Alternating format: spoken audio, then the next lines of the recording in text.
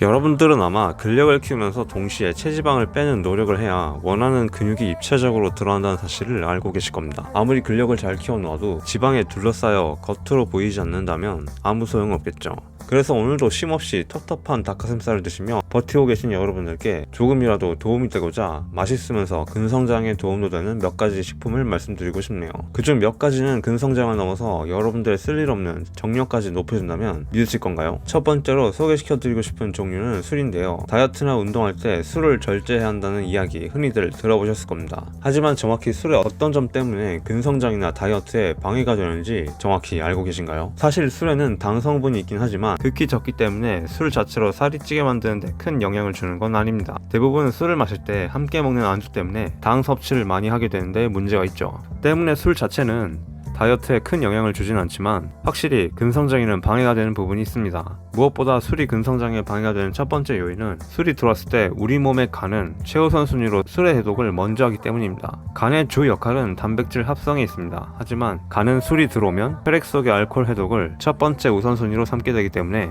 이 일을 하는 동안 단백질 합성의 역할을 제대로 하지 못하죠. 때문에 반드시 운동 후 근섬유가 커져야 하는 회복 기간 동안에는 최대한 음주를 피해 주시는 것이 좋고, 만약에 정말 피치 못할 사정으로 내가 운동하기 전에 음주를 해야 한다면 지금 말씀드리고자 하는 술을 주목해주세요. 그 도움이 되는 술의 종류는 바로 와인입니다. 그 중에서 화이트 와인은 인슐린 분비를 촉진시켜주는 효과가 있는데요. 앞서 술은 간이 해독작용을 우선시하기 때문에 단백질 합성을 저해한다고 말씀드렸습니다. 하지만 인슐린 분비가 촉진되면 인슐린에 의해 세포 내부로 흡수된 포도당은 해당 과정에서 근육의 글리코겐 저장이나 단백질 합성에 도움을 주게 됩니다. 때문에 화이트 와인에 포함된 인슐린의 촉진 성분은 자연스럽게 근육 생성하는 데 도움을 주는 작용을 하는 것이죠. 특히 화이트 와인의 경우 인공 인슐린이 개발되기 전에 당뇨병의 치료제로 쓰였을 만큼 인슐린 분비를 촉진시켜주는 효과가 있습니다. 때문에 가끔 치팅데이로 음주를 하더라도 근성장을 염두에 두신다면 이 화이트 와인을 마시라고 권해드리고 싶네요. 두 번째 주인공은 바로 이 초콜릿입니다. 초콜릿의 주성분인 코코아에는